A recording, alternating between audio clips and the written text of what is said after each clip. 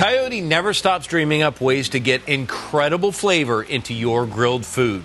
In front of me, I've got the 36-inch gas grill. Now, have you ever thought, I'd love to turn my gas grill into a charcoal grill? Well, Coyote has engineered the perfect accessory for you.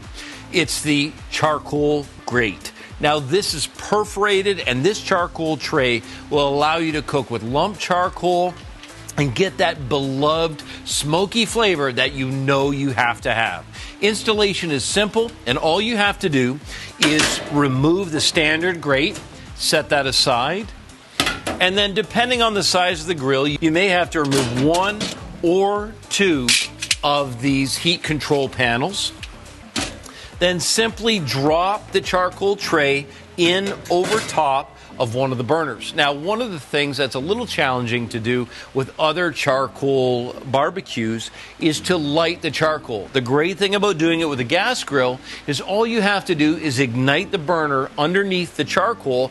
It'll light it up. As soon as it starts to burn, you can turn it off and that charcoal will ignite all the way across the tray.